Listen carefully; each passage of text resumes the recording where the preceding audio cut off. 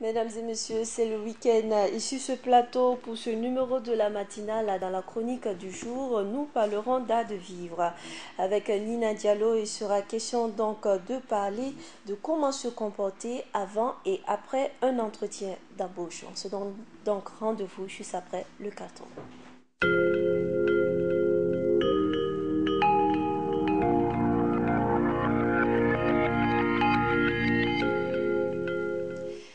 Elle est sur ce plateau, administratrice culturelle Nina Diallo. Bonjour et bienvenue. Bonjour Alida, bonjour à tous les téléspectateurs.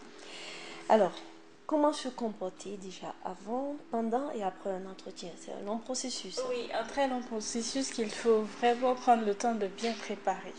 Parce que l'entretien d'embauche est une étape vraiment cruciale pour le devenir de votre carrière professionnelle. Avant d'aller à un entretien, comment se préparer avant? Oui, il faut commencer d'abord par prendre tous les renseignements nécessaires concernant la structure.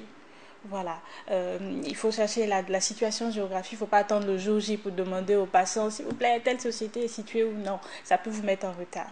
Et voilà, il faut aller sur le site internet de la société également pour se renseigner sur le nom des dirigeants, l'effectif, l'actualité, voilà, comment on dit, de cette entreprise-là pour ne pas être devant le fait accompli ou avoir l'air, voilà, tout ébahi lorsqu'on vous posera certaines questions.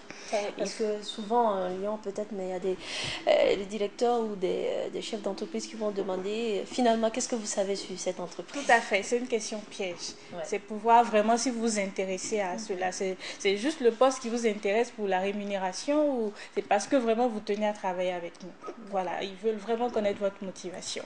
Donc, il faut prendre tous ces renseignements-là, que ce soit sur le net ou même vous pouvez aller dans cette société-là, pas soit attendre à l'heure de descente des travailleurs et voilà, vous approchez de cette... Oui, visiter, voir leur tenue vestimentaire, comment ils s'habillent. Je ne dis pas de porter pareil, mais il y a des entreprises qui ont un code de couleur. Voilà, vous pouvez jouer sur tous ces éléments-là et ça peut être des atouts. Il y a une pub comme ça que j'ai vue une fois qui m'a vraiment tiqué. C'est un monsieur qui était allé pour un entretien d'embauche et il était assis avec tous les candidats.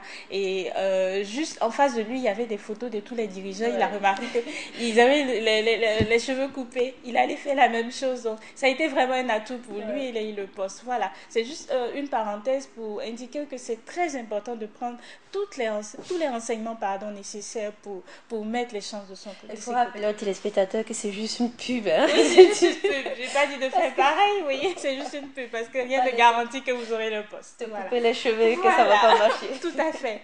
Également, il faut avoir une bonne présentation. Il faut, comme je l'ai dit, essayer de, si on peut, physique déjà. Oui, physique, avoir les cheveux.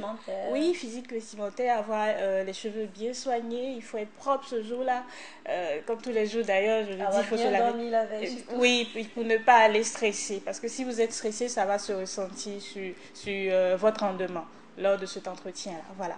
Il faut avoir une tenue vestimentaire vraiment adaptée, comme on dit, à le poste pour lequel vous êtes là. Voilà, ce jour, devant toutes ces personnes qui vous poseront des questions.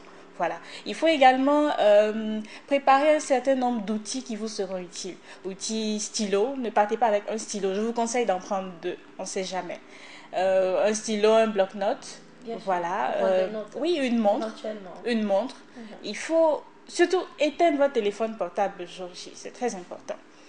C'est très important. Il faut également préparer l'entretien. Comme on le fait pour la préparation d'une soutenance. Vous pouvez solliciter, le concours d'un de vos proches ou le faire vous-même devant votre ordinateur si vous en avez, webcam.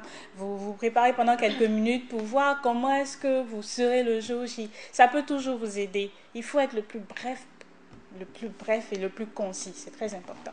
Voilà. Concis. Oui, ce sont les éléments vraiment importants qu'il faut savoir avant l'entretien. Et psychologiquement, déjà la préparation. Psychologiquement, il faut être zen. La veille, dormir un peu plus tôt que d'habitude. Ne pas partir stressé. Dites-vous que c'est juste une discussion. Voilà. Est-ce qu'on peut ne pas être stressé? Je comprends, mais le fait d'être stressé peut jouer en votre défaveur.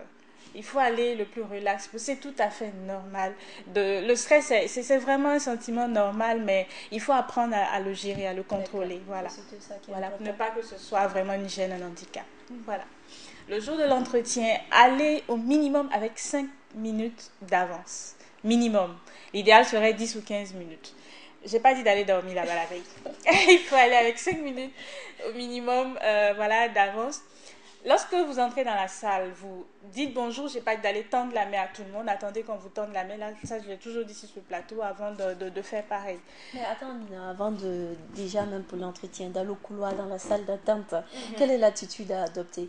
Est-ce qu'on peut se mettre à faire les 100 pas, à tourner par-ci, à tourner par-là? Lorsque vous arrivez, s'il y a une secrétaire, vous lui dites l'objet de votre visite là, de votre présence du moins, et on vous donnera en général un siège pour que vous asseyez. Dans le cas contraire, voilà.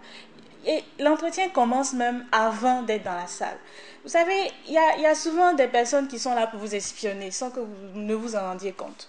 Il faut, dès l'instant où vous mettez les pieds dans l'entreprise, adopter vraiment une attitude irréprochable. Marcher dans les couloirs, bon, c'est le stress, on comprend. Mais attention, pas fumer, voilà, je sais pas moi, adopter des attitudes vraiment qui pourraient voilà, nuire à votre image. C'est très important. Il faut vous dire qu'une fois que vous mettez le pied... également des collaborateurs avec voilà, des éventuels. Voilà, des éventuels. Il faut vraiment être exemplaire. Il faut bien se comporter dans le couloir. Voilà. Alors, pendant l'entretien, je l'ai dit, arrivez avec minimum 5 minutes d'avance. L'idéal serait 15 minutes. Lorsque vous rentrez dans la salle, dites bonjour. Voilà, verbalement, lorsqu'on vous tend la main, vous en faites autant. Attendez, s'il vous plaît, qu'on vous dise de vous asseoir avant de le faire. C'est vraiment impoli de venir, que ce soit pour un entretien ou autre chose, de venir dans un bureau comme ça et s'asseoir sans qu'on ne vous donne un siège. Voilà, on dit, asseyez-vous, vous pouvez le faire. Ça montre un peu que vous êtes poli et voilà quoi. Lorsqu'on vous donne à asseoir, vous asseyez, vous présentez et vous attendez que le recruteur vous donne le déroulement de l'entretien. Très important. Il ne faut pas parler lorsqu'on ne vous donne pas la parole. Il ne faut pas couper la parole lorsque le ou les recruteurs l'ont. Il faut également prendre le soin de bien écouter ce qu'on vous demande. Très important. Ne pas demander à ce qu'on se répète. Voilà. Souvent, c'est le stress qui emmène les gens à dire « Pardon, je n'ai pas compris, vous pouvez... » Parfois, c'est le stress, ça peut arriver. Lorsque vous êtes stressé pendant l'entretien, il ne faut pas hésiter à le dire.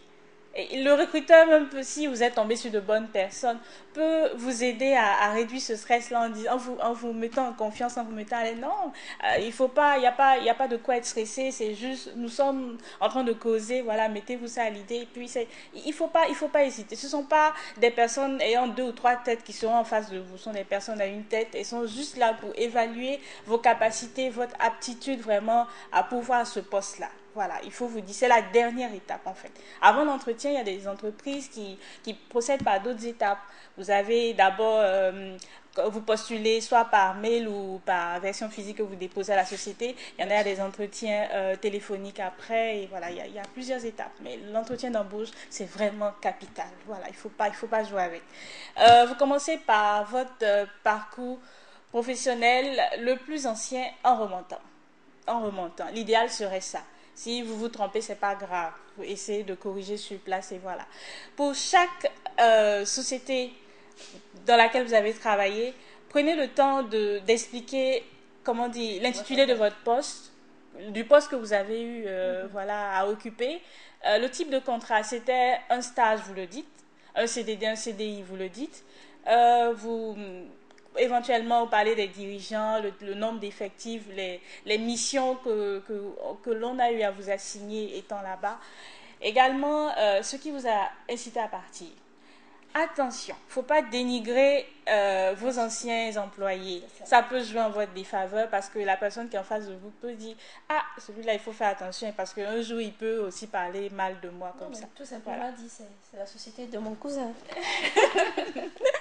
Il faut être dans l'esprit du secret professionnel. Il ne faut pas dévoiler les trucs parce que vous n'êtes plus là-bas, non. Tout ça peut jouer en votre défaveur. Est-ce qu'on peut complimenter le recruteur? Oui, on peut, mais il ne faut pas en faire trop. Ça passerait pour, je sais pas, voilà, vous voulez, aide-moi avec le terme, vous pouvez influencer la personne, voilà, pour avoir le poste. Non, Il faut le faire le plus simplement du monde une fois et puis c'est tout. C'est facultatif, C'est facultatif, ça peut même, comment dire, paraître pour de l'humour que vous avez, ça prouve que vous êtes détendu et voilà, il faut s'entraîner, ça va vraiment vous aider à savoir, si on me pose telle question à cette étape-là, qu'est-ce que je dois faire si je suis calée, voilà, c'est très important. Alors, la position des bras. La position des bras. Si vous êtes zen dans la tête, je pense que tout se fera de manière naturelle. Il ne faut pas passer son temps à prendre des objets, jouer avec ça prouve que vous êtes stressé. Il faut pas, je sais pas quoi dire de manière universelle parce que c'est difficile. Une personne, un recruteur peut être simple, par contre un autre peut être compliqué, vous comprenez? Il faut surtout être, oui voilà, l'interprétation de tout. Il y en a qui sont plus tatillons que d'autres. Il faut vraiment être zen, naturel, aller le plus simplement du monde. Dites-vous que c'est pas la fin du monde si ça ne marche pas. Vous aurez d'autres possibilités, vous aurez la chance d'avoir un poste un jour. Il faut être vraiment, Inch'Allah, si Dieu le veut. Il faut être le plus zen du monde, c'est très important. Voilà. Nina, après un entretien d'embauche. Il faut remercier ceux qui ont pris le soin de vous recevoir, de vous écouter. Il faut leur envoyer un mail, que ce soit un mail de remerciement encore. Trop de viande ne gâte pas la sauce. Il faut, parfois pendant l'entretien, on peut vous demander, comment dire, d'envoyer plus tard des compléments de dossier. Voilà, vous pouvez par mail, voilà, le faire. Et également, lorsque le terme imparti pour la réponse qu'on devait vous donner est passé, en général c'est 2 mois, et ça dépend des entreprises, vous pouvez renvoyer, comment dire, votre demande, voilà, pour une relance, voilà, c'est très important. D'accord. Oui, oui. Merci en tout cas pour toutes ces précisions et ces conseils en ce qui concerne comment se comporter avant, pendant et après un entretien d'embauche. C'était avec Nina Diallo, administratrice culturelle. Mesdames et messieurs, c'était donc la chronique du jour.